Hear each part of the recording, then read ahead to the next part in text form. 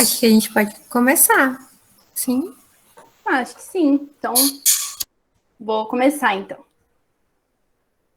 Então, boa noite a todos. Eu me chamo Isabel, para quem não conhece. E hoje a gente vai falar um pouco sobre o caso clínico de doença do trato urinário inferior de felinos.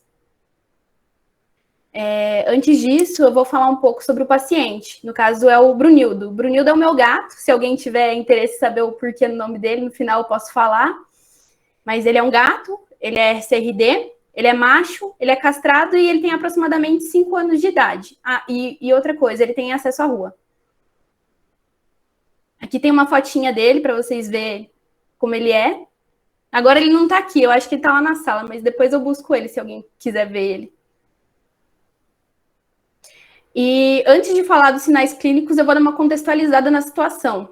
O Brunildo, pelo fato dele ter acesso à rua, ele entra em casa e sai de casa quando ele quer.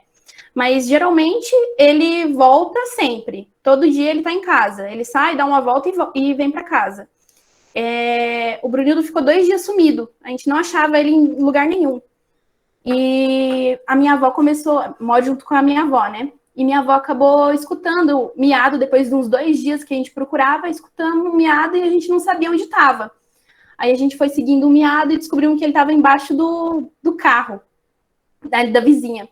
Aí eu peguei ele, trouxe para o quintal de casa, e aí na hora que eu trouxe para ele para o quintal de casa, ele foi direto tomar água. Na hora que ele foi tomar água, deu uns 2, 3 minutos, ele vomitou todinha a água que ele tinha tomado. Então, um dos sinais clínicos é a êmese, né, o vômito. Em seguida, eu trouxe ele para dentro além disso, ele estava vocalizando muito. Ele não é um gato de vocalizar muito, a não ser quando ele está com fome, né? Ou quando ele escuta o barulho do saco da ração. Então, ele estava vocalizando demais e ele estava deitadinho. O tempo todo ele estava deitado.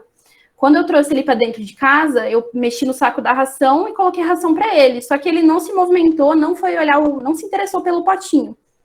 E, além de tudo, ele estava com a frequência respiratória muito alta. Só que como estava muito calor no dia, eu achava que era por conta do calor. Eu até coloquei um vídeo de quando ele estava com a frequência respiratória muito alta. E tá aqui, ó.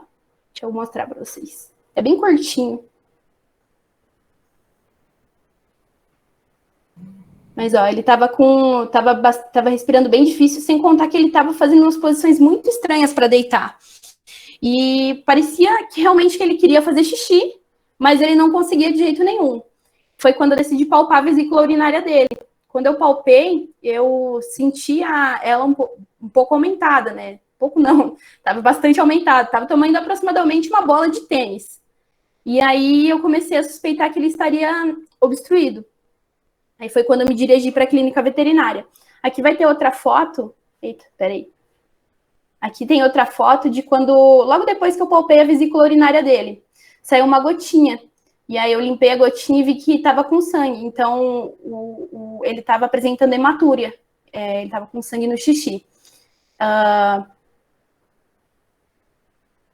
Então, e no exame físico, ele apresentou a distensão vesical, né? A distensão da vesícula urinária, a disúria, porque ele estava fazendo as posições de fazer xixi, mas não conseguia de jeito nenhum. E nesse tempo, ele vocalizava. Tem a hematúria também, que é com relação ao sangue no xixi e na urina, né? E a desidratação, pelo fato dele não estar conseguindo tomar água. Enfim, eu levei ele na veterinária, ele ficou durante 7 dias internado, e eu tive acesso aos exames dele. Aqui eu coloquei na tabela toda a sequência do exame hematológico dele.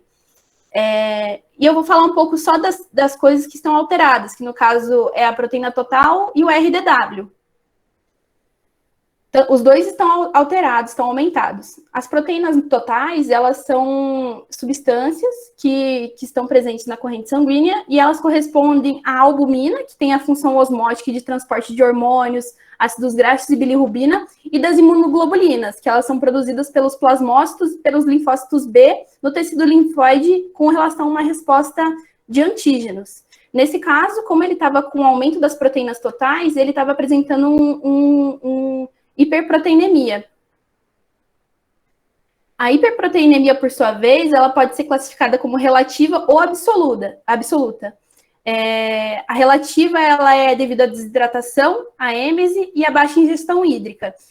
E a absoluta é um aumento das globulinas devido a uma inflamação. Com relação ao RDW, o RDW é um exame que mede a amplitude da distribuição dos glóbulos vermelhos. Ele mede o tamanho, a variação do tamanho das hemácias. No caso, o RDW do Brunildo estava aumentado, então ele apresentou uma variação do tamanho dos eritrócitos. Eu só não vou conseguir dizer se eram maiores ou menores, porque no exame dele não consta, mas geralmente tem os maiores, os menores, e pode também ter uma combinação dos dois. Essa nisocitose pode ser devido a uma anemia regenerativa, pelo fato dele estar perdendo sangue ali na vesícula urinária. A baixa oxigenação acaba dando uma resposta medular, fazendo a resposta medular, que é a produção de hemácias novas, que são os reticulócitos. No exame dele também não tem a quantidade de reticulócitos, então eu não sei dizer ao certo se ele estava realmente com uma anemia regenerativa, mas eu acredito que essa nisocitose seja por isso. Com relação ao leucograma, a única parte que estava aumentada era dos neutrófilos segmentados.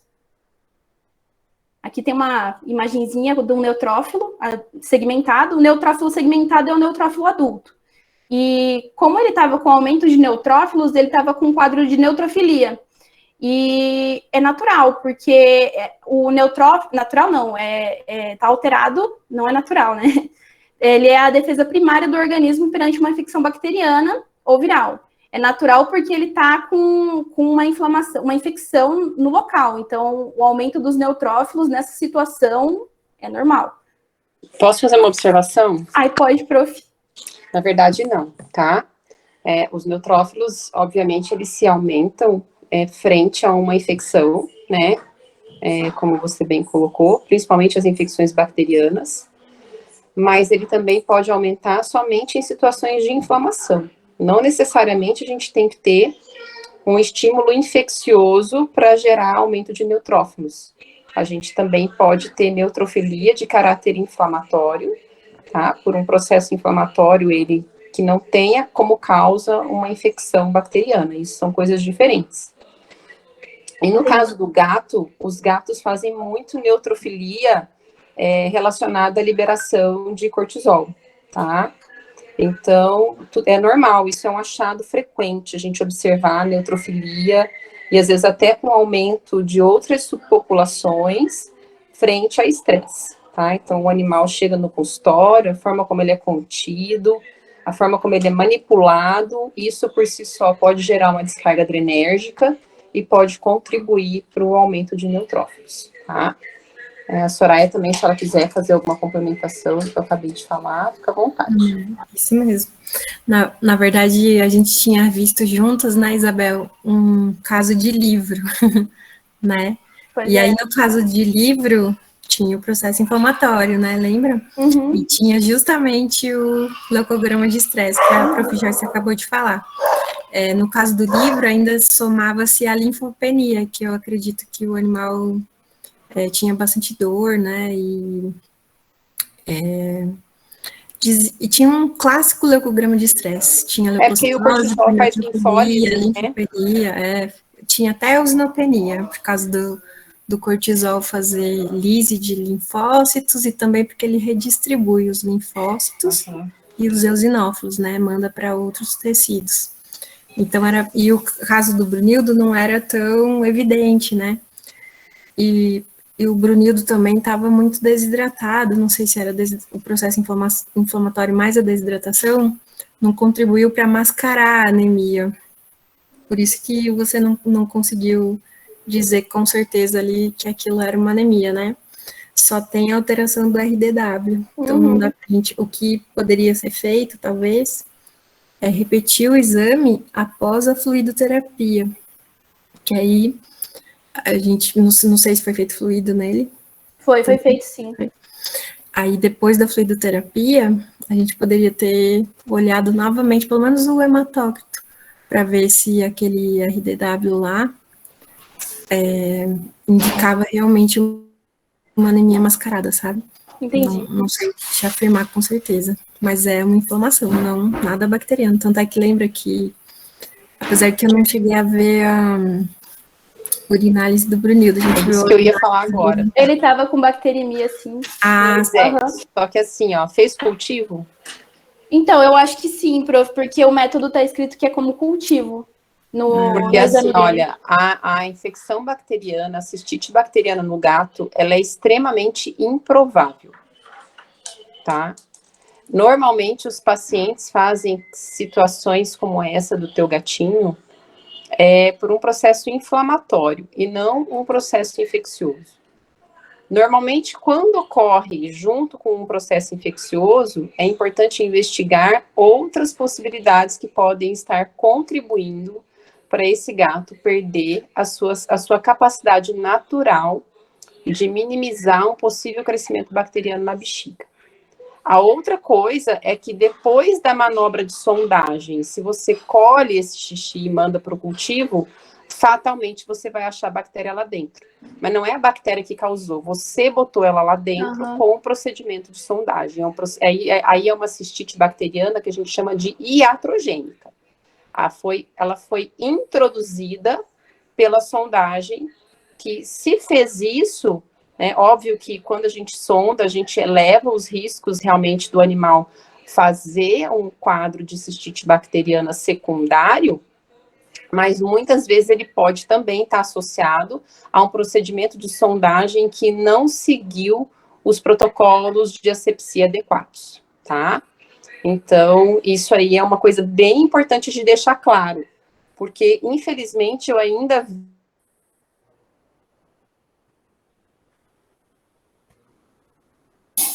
cortou o microfone, Eu achei Joyce. até que era a minha internet, prof. Cortou o seu microfone, acho. Ou caiu, talvez. Aí voltou, eu acho.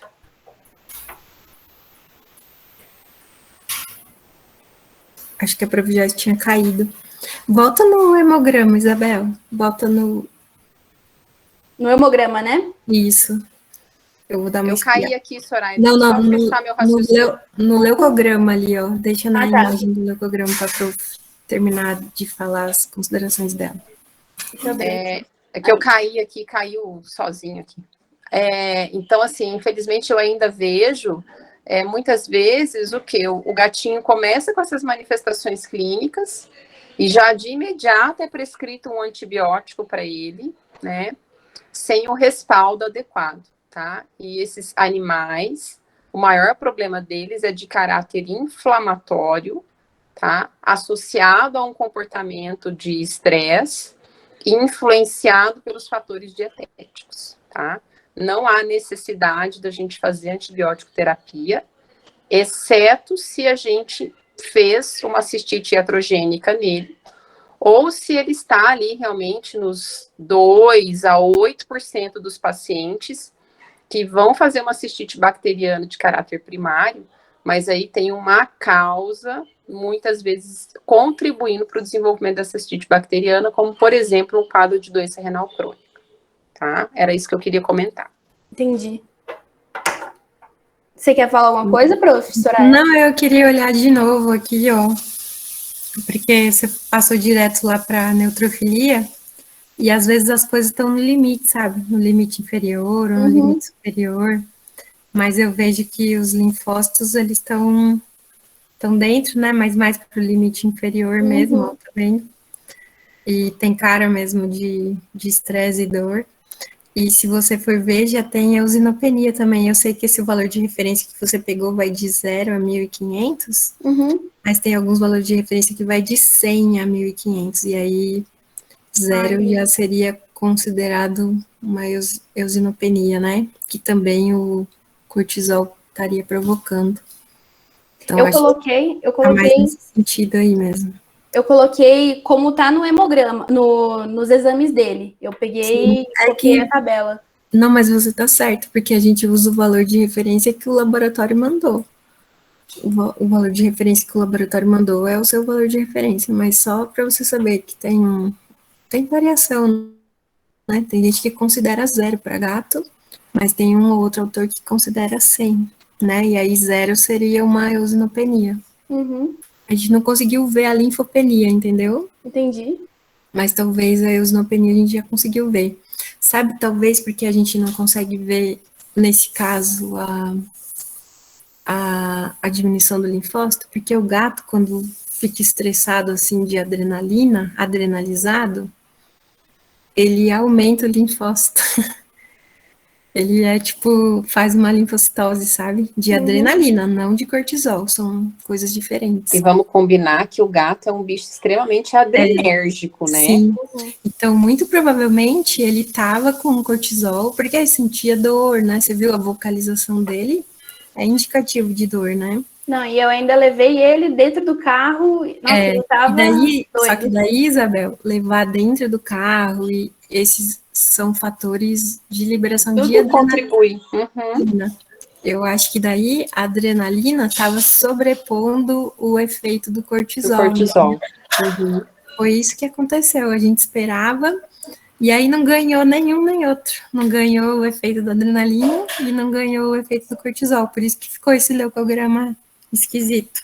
Tudo Mas olha, na minha experiência, assim, ó, é muito frequente a gente pegar esses gatos com dito IF só com uma leucocitose neutrofílica.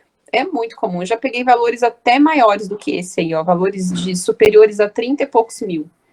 E era só essa sobreposição aí que a Soraya está colocando, dessa questão da liberação adrenérgica, somada, às vezes, né, ao próprio processo de inflamação, né, que pode estar ocorrendo lá no trato urinário.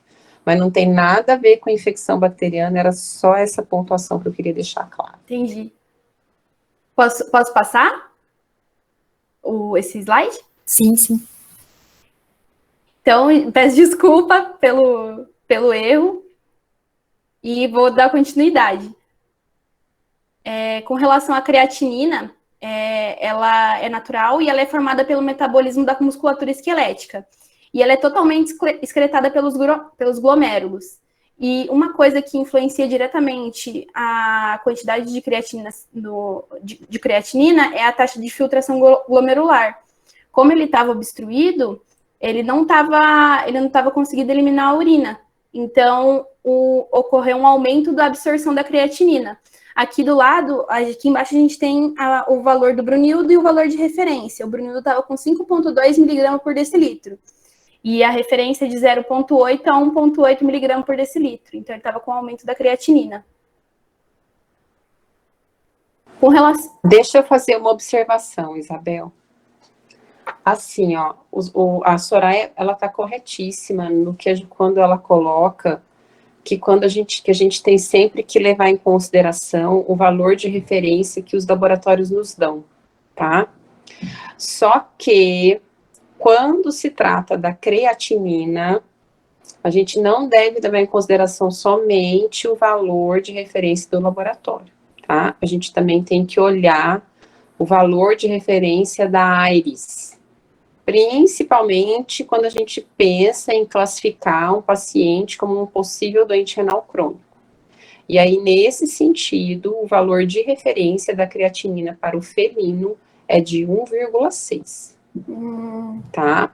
Então, sempre a gente olha o valor de referência do laboratório, ok.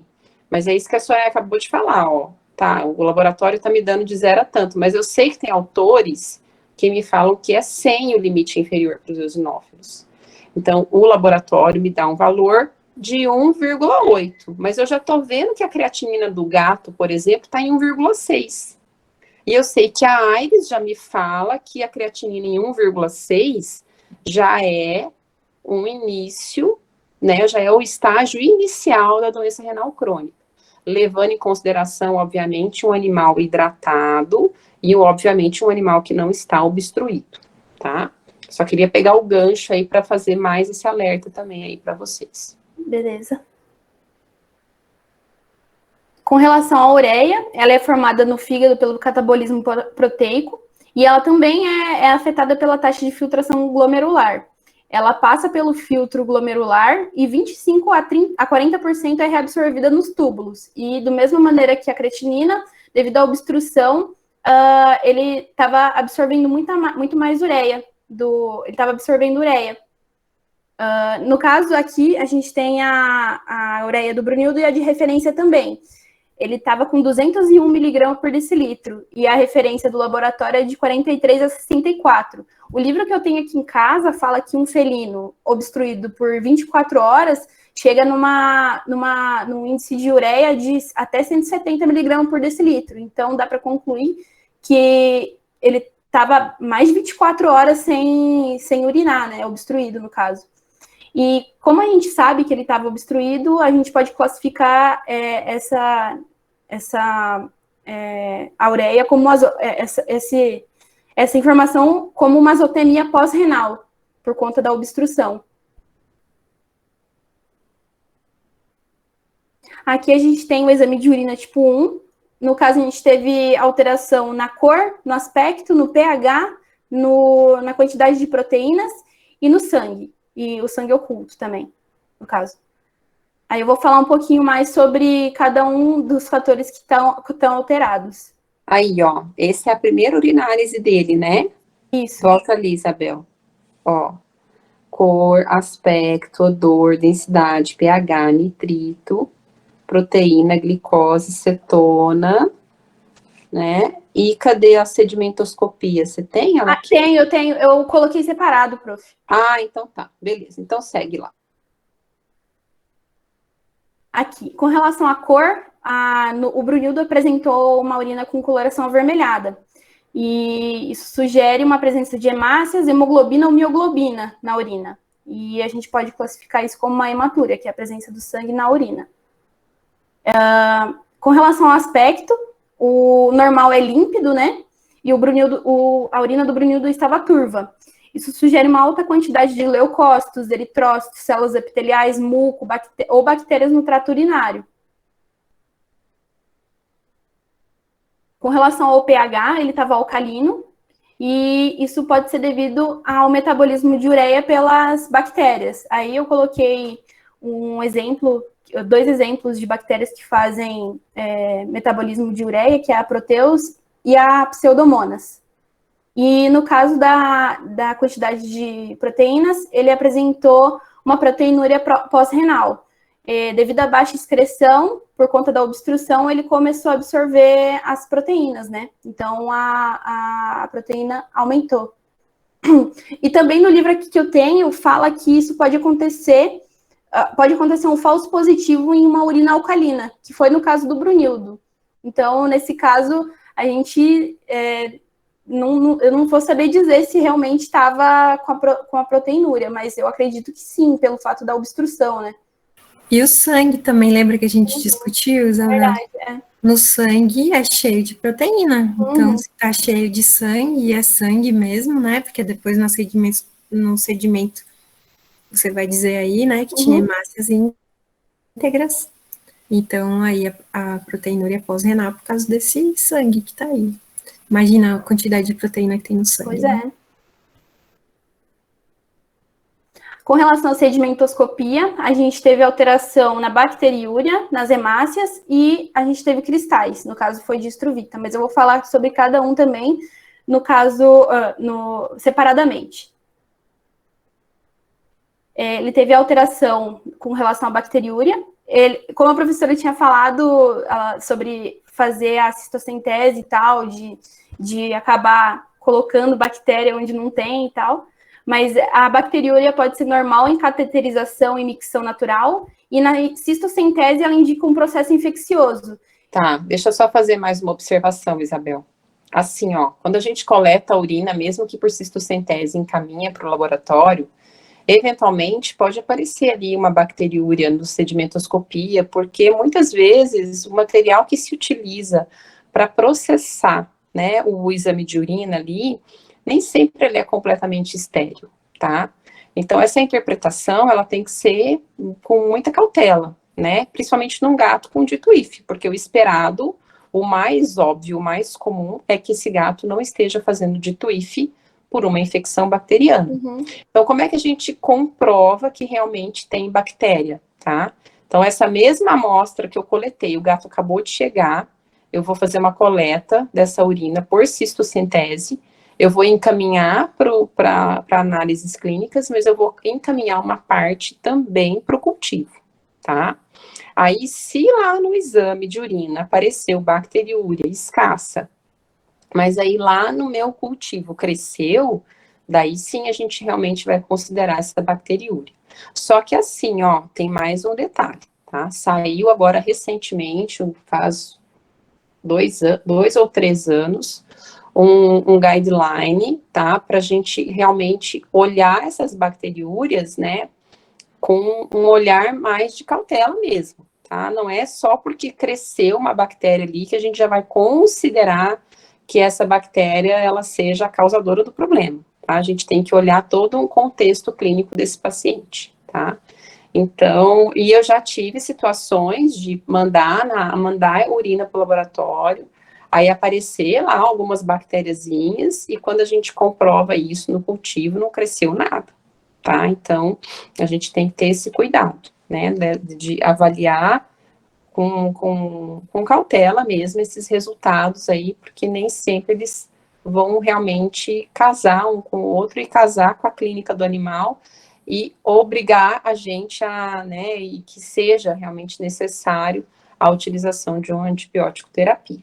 Então, é muito frequente, às vezes, a gente pegar, né, essas bacteriúrias escassas ali, e isso não ter repercussão clínica no paciente. Entendi. Com relação às... Muito obrigada, prof.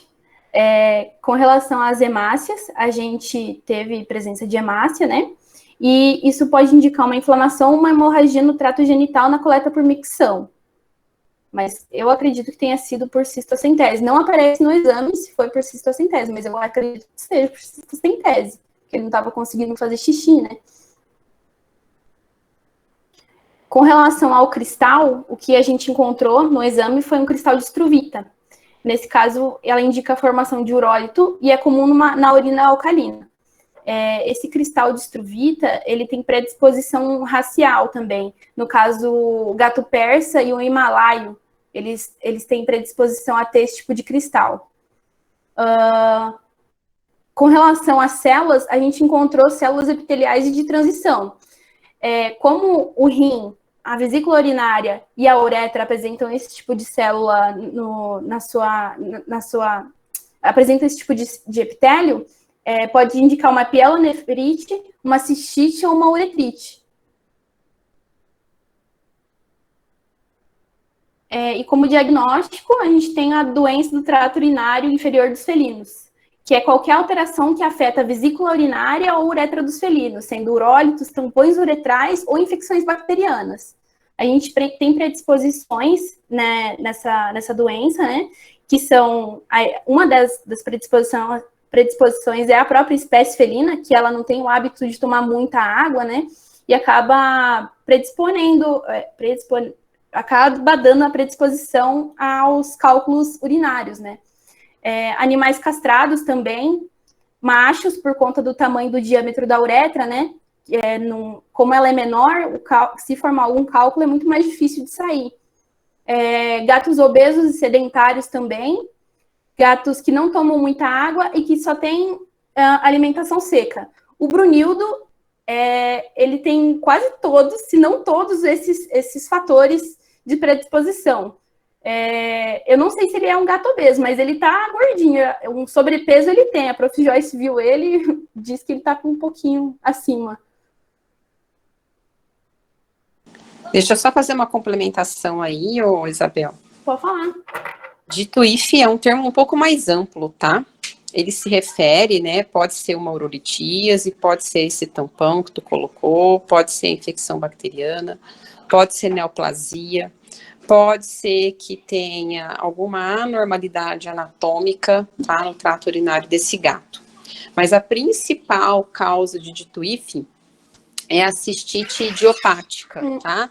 Ou cistite inflamatória, que é um processo onde ocorre uma inflamação associada ali a um espasmo da musculatura uretral, e é principalmente por esse espasmo que ocorre a obstrução, tá? Não necessariamente a gente tem a formação de tampão ou a formação de uma pedra. Muitos casos de cistite inflamatória, além desse espasmo, a gente também pode ter associado a presença de tampões, tá? De tampões proteicos, né? E esses tampões, eles podem conter não só a parte orgânica, mas também uma parte inorgânica, como, por exemplo, a presença dos cristais. O fato de ter cristal na urina não obrigatoriamente vai vincular esse paciente à formação de urolitíase.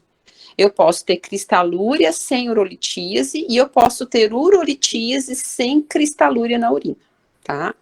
Mas normalmente os gatos que fazem a utilização de ração seca em grande quantidade, né?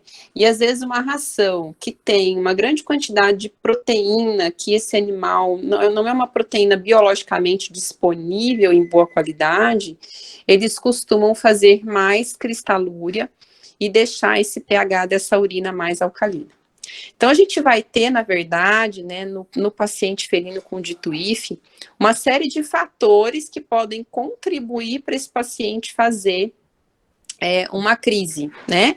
Então, eu posso ter a presença única e exclusiva do urólito, que vai ter uma relação muito forte com a questão dietética, mas a cistite inflamatória, ela é um conjunto de coisas, entendeu? Eu posso ter nessa urina desde uma alteração inflamatória por si só, até a presença de cristais, né? E ela pode ser ou não, né, causada somente pela questão dietética, mas muitas vezes eu tenho uma série de outros fatores que contribuem, tá?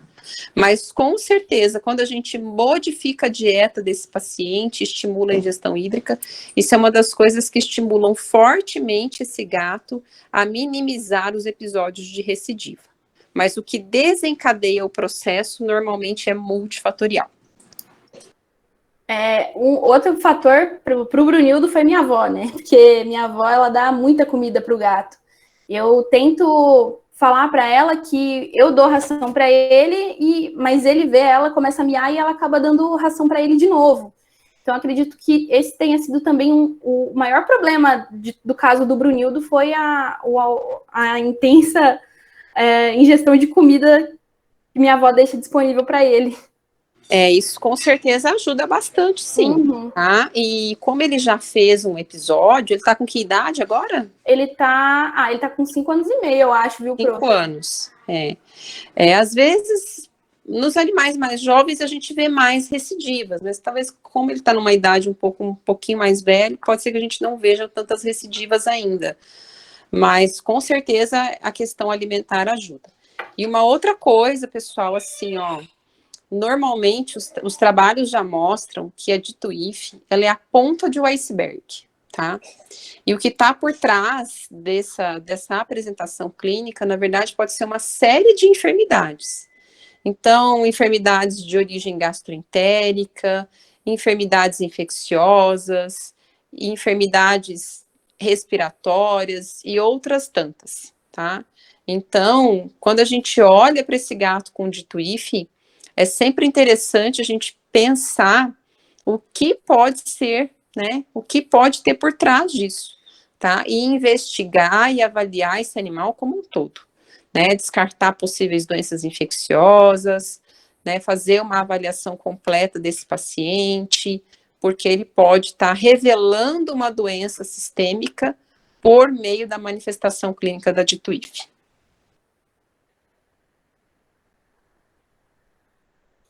Então, dando continuidade, eu fiz esse mapa aqui, que foi como foi feito o protocolo de atendimento do Brunildo, né? Foi a veterinária que me passou os passos e eu deixei dessa maneira para ficar mais organizado. Ele foi anestesiado com dexmedetomidina, metadona e midazolam. E para induzir a dilatação uretral, ela administrou prazosina, 0,5 miligrama animal, uma vez. Foi feita a retirada do urólito, e esse urólito estava bem na pontinha da uretra dele. E em seguida foi feita a sondagem para fazer a drenagem do líquido vesical e também a lavagem vesical com cloreto de sódio. E ela me falou que foram feitas várias lavagens na vesícula urinária dele até que o conteúdo saísse quase límpido. Essa sonda foi mantida por 24 horas, para caso tenha algum outro cálculo, o cálculo conseguir sair por conta da dilatação já, e pela sonda. E, por fim, foi feito fluidoterapia para reidratar ele e medicação para dor e inflamação, que foi o meloxicam, a dipirona e o tramadol. Como é que eu vou te dizer? Em ordem, 0,05 mg por quilo uma vez, 20 mg quilo uma vez também, e o tramadol 3 mg quilo 2 vezes. E também foi administrado um antiemético. Ele ficou internado durante 7 dias, porque eu acredito que por conta da grande quantidade de ureia, ele estava se recusando a comer e ele estava vomitando muito. Então, o protocolo que ela fez foi deixar ele internado para conseguir estabilizar ele. O tratamento eu estou fazendo ainda, inclusive a ração dele já está no fim, mas eu comprei essa ração aqui da Royal Canin, que é um suporte nutricional para a dissolução dos cálculos urinários de Struvita. Eu também estou dando sachê para ele. Eu estou usando exatamente esse sachê da Whiskas. Eu acho ele melhor do que as outras marcas por conta de ter bastante água mesmo. Ele é bem molhadinho. E eu vi que ele tem 80% do peso dele em água. Então, isso favorece a ingestão hídrica. Além disso, eu ganhei de uma amiga minha, que acredito que ela esteja presente, a Bruna. Eu ganhei uma fonte de água, né, dela. E é uma fontezinha com uma bombinha de aquário. E ele gosta bastante. Inclusive, eu coloquei um vídeo dele tomando água na fonte. Isso também favoreceu a ele tomar mais água. E realmente, ele toma bastante água agora. E aqui está as fotos dele. Essa aqui foi uma foto de quando ele chegou da veterinária. E esse aqui é o videozinho logo depois de eu instalar a fontezinha para ele beber água. E é isso, gente. Queria aproveitar esse momento para divulgar também o simpósio de felinos, que já ainda estão com as inscrições abertas. E estou aberta a qualquer pergunta e para discussão também. É isso.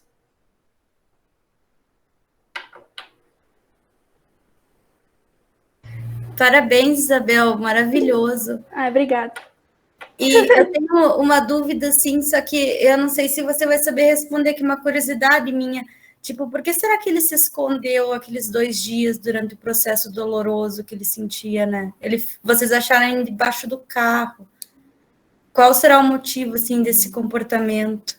Será que não é? Eu posso tentar te responder, mas eu acredito que seja por conta do comportamento de gato mesmo. Não sei se não é natural ele se esconder quando tá com dor.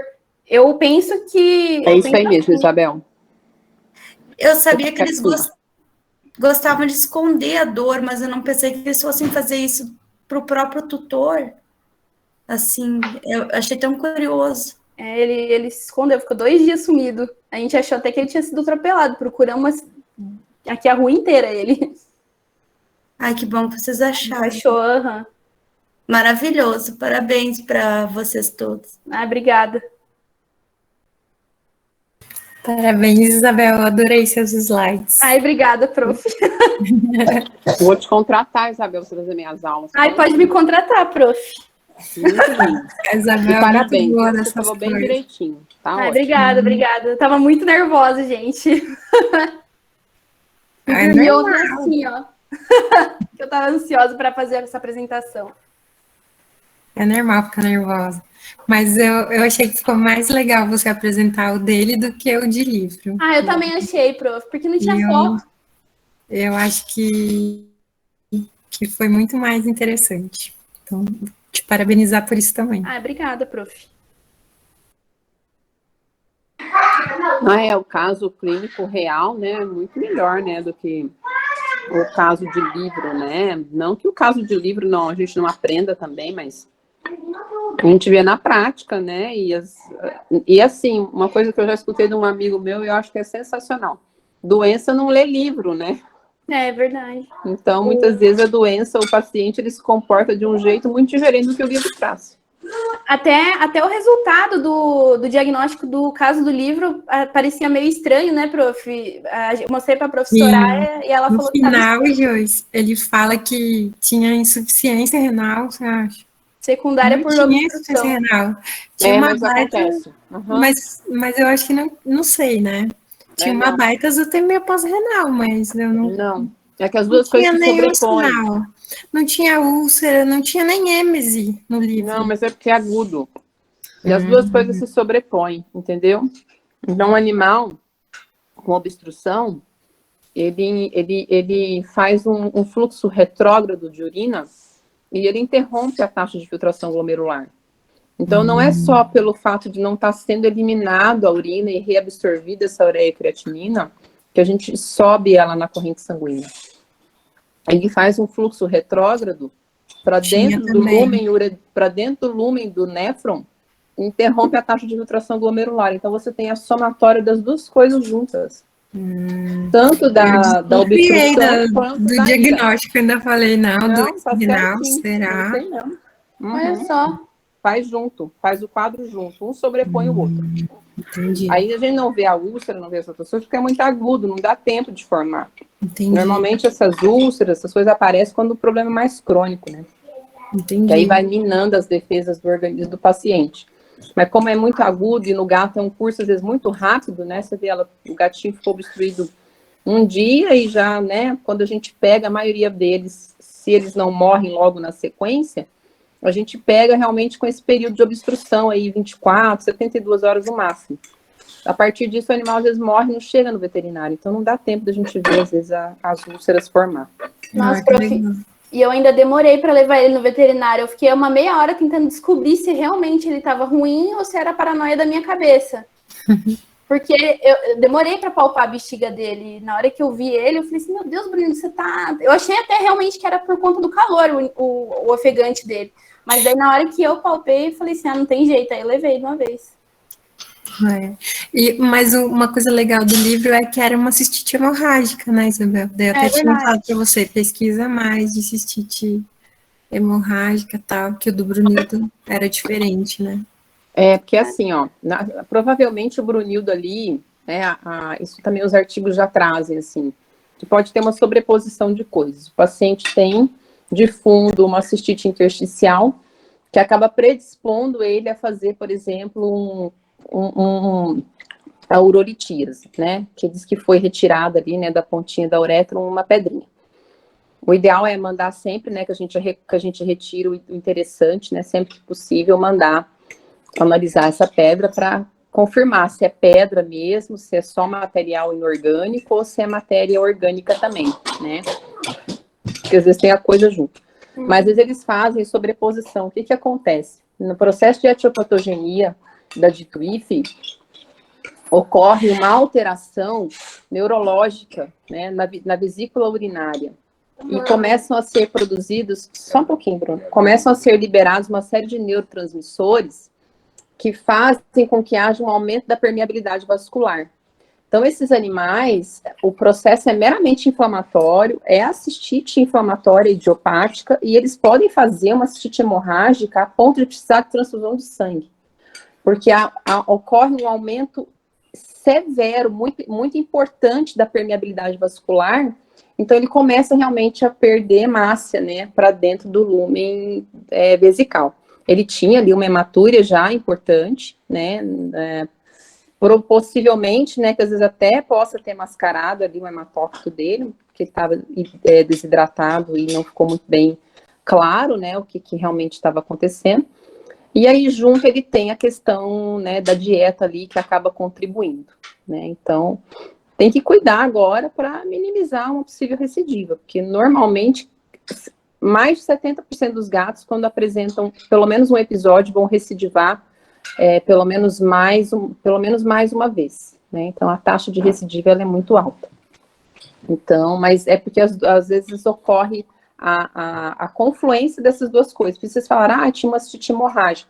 Mas não, ela tem esse caráter hemorrágico mesmo na DITUIF. E aí pode ser que venha acompanhado junto também a questão da formação de urólito, inclusive. Esqueci de falar também que ele estava se lambendo bastante. Estava lambendo muito pênis por conta do incômodo. Dói. Uhum. Dói, faz espasmo da uretra. Isso dói muito. Tadinho. Eu não vi se tem alguma pergunta no chat aí. Eu vou tirar a apresentação aqui. Então, voltar.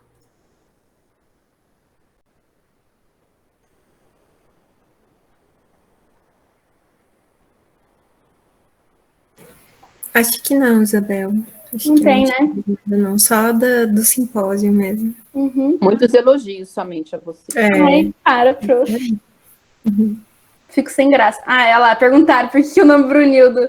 O Brunildo, eu peguei o Brunildo muito pequenininho e eu achava que ele era ela. Eu até fazia, antes de fazer veterinário, eu peguei ele. Aí, e eu gosto muito de um filme do Tarantino que chama Django Livre. E o nome da esposa do Django é Brunilda. E aí era Brunilda. Só que daí a gente descobriu que ele era macho, aí virou Brunildo. Aí ficou assim. Aí eu tenho uma cachorra também, que chama Marilda, é pra combinar os dois. Essa Isabel. Ô, Isabel, eu também já tive um gato que eu chamei de gata há muito tempo, viu? E o pior é que eu já era formada. Nossa, eu jurava que ele era fêmea. É Eu queria que ele fosse. É que quando eles são muito pequenininhos, né? É fácil a gente comer bola. Uhum. Uhum. A minha mãe, coitada, comprou um macho por preço de fêmea. Que Nossa. uma persa, ela comprou com preço de fêmea. Aí era macho. Não, e uma vez eu atendi um gato, eu fui chamada para atender a Branca. Professora, essa história foi lá em Uberaba. Vem atender aqui a gatinha Branca, mas você vai achar bem estranho porque que ela chama Branca. Eu falei, tá bom, né? Cheguei no consultório, comecei a examinar, conversei com a tutora, né? A tutora, porque a minha gata, branquinha, não sei o quê. Isso era um bicho adulto já, gente. Tinha uns 4 anos já o animal. E a queixa era relacionada ao sistema urinário. Na hora que eu fui olhar a genitália, eu tomei um susto, que eu tinha 2 testículos enormes lá. Eu falei, mas como é que a senhora chama ela de Branca? Ele é macho, gato? Não, é fêmea. Mas como é fêmea? Tá aqui os testículos. Não, mas eu já levei tudo quanto é veterinário, sempre me falaram que era gata. Mas não é gata não, minha senhora, é gato, é macho. Mas eu custei a convencer a mulher que o gato era gato e não gata. Ô, prof, sua mãe pegou o dinheiro de volta? Pegou nada. E ainda era um bicho tão bichado, menino. Pense um bicho que adoeceu, quase morreu. Tadinho. Eu falei, meu Deus, comprou totalmente errado esse bicho. Mas aí ficou bem, chama Pierre. Depois outro dia eu mostro foto pra você do Pierre. Nem teve nome de fêmea, porque eu já tinha visto que estava esquisito. Eu molhei um pouquinho com água e fez blup, soltou 2 bolinhas assim. Falei, mãe, te enganaram, mãe. Ela tinha comprado em feira já. E comprar bicho em feira não dá, vem bichado e é só enganação. Gente, que absurdo. Nem tem como reclamar no defesa do consumidor. Nem tem como reclamar. Acho que então tá, gente. Falar boa noite, agradecer a presença de todos, agradecer a apresentação da Isabel, que foi muito legal. Pedir a gravação depois para o pessoal, né? A Carol já fica com ela, depois, Carlos, se deu para você gravar, eu vou pedir para você compartilhar com a gente. Vão ser quinzenais os encontros, Camila, vão ser assim, a gente vai se organizar para não faltar mais, tá bom? Não sei se